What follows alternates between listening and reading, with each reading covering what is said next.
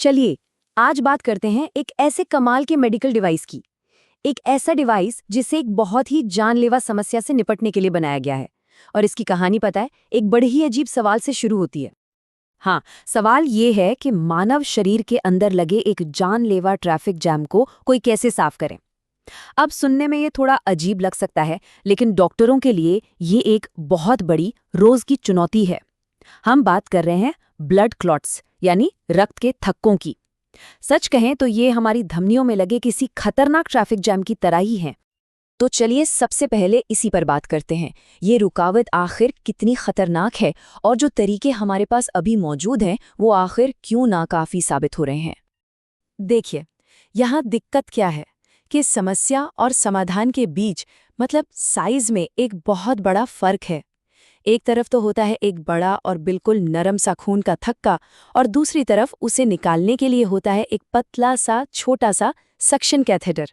अब जरा सोचिए, ये तो कुछ ऐसा हुआ जैसे मलबे के एक बड़े से ढेर को एक छोटे से हैंडहेल्ड वैक्यूम क्लीनर से साफ करने की कोशिश की जा रही हो। नामुमकिन सा लगता है ना? तो असल खतरा क्या है?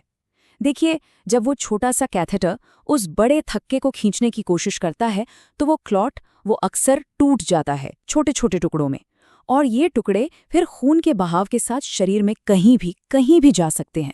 और सोचिए, अगर ये टुकड़े दिमाग तक पहुंच गए तो नतीजा कितना ज्यादा खतरनाक हो सकता है। लेकिन कहते हैं ना, कभी कभी बड़े बड़े समाधान ऐसी जगहों से निकल आते हैं जहां से किसी को उम्मीद ही नहीं होती। और यहीं पर हमारी कहानी में एंट्री होती है मिली स्पिनर की, एक ऐसी डिवाइस जिसका आविष्कार कह सकते हैं कि लगभग गलती से ही हो गया। असल में पता है क्या हुआ? जो लोग इसे बना रहे थे वो तो बस सक्शन को और बेहतर बनाना चाह रहे थे, पर उन्होंने एक बड़ी ही हैरान करने वाली चीज देखी। उन्होंने पाया कि उनके डिवाइस की जो घूमने की रफ्तार है उसका एक ऐसा असर हो रहा था जिसके बारे में उन्होंने सोचा तक नहीं था।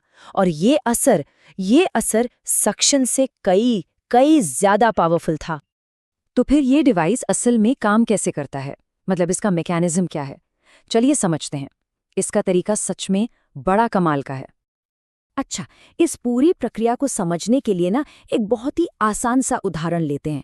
जरा सोचिए, अगर हाथों में रुई का एक ढीला ढाला सा गोला हो और उसे हथेलियों के बीच गोल गोल घुमाया जाए तो क्या होगा? वो धीरे धीरे छोटा और एकदम ठोस हो जाएगा, है ना? बस मिली स्पिनर भी खून के थक्के के साथ बिल्कुल यही करता है। अगर साइंटिफिक भाषा में बात करें तो इसे shear फोर्सेस कहते हैं।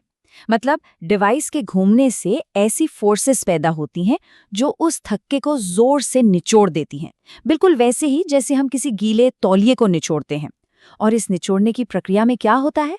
सारी की सारी लाल रक्त कोशिकाएं यानी रेड ब्लड सेल्स उससे बाहर निकल जाती हैं।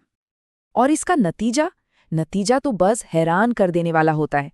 वो थक्का जो पहले रेड ब्लड सेल से भरा एक बड़ा नरम सा गुब्बारा जैसा था, वो अब सिर्फ फाइब्रिन नाम की प्रोटीन का एक छोटा सा एकदम ठोस गोला बनकर रह जाता है। और यही तो असली कामयाबी है, क्योंकि अब इस छोटे से गोले को बाहर निकालना कहीं ज्यादा आसान और कहीं ज्यादा सुरक्षित है।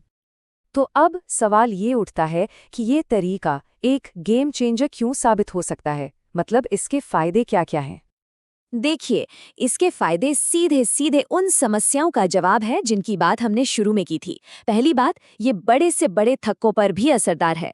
दूसरी और सबसे जरूरी बात, ये थक्के को तोड़ता नहीं है बल्कि उसे छोटा और ठोस बना देता है। मतलब वो जो खतरनाक टुकड़ों के बिखरने का डर था वो खत्म हो जाता है। और इसी वजह से दिमाग जैसे नाजुक अंगों के लिए ये तरीका कहीं ज्यादा सेफ है। ठीक है, तो ये तो हो गई इसके काम करने की बात। अब देखते हैं कि लैब से निकलकर मरीजों तक पहुंचने का इसका सफर आखिर कहां तक पहुंचा है। देखिए, इस डिवाइस ने कई कड़े परीक्षण पास किए हैं। इसकी शुरुआत हुई लैब में प्लास्टिक ट्यूब से।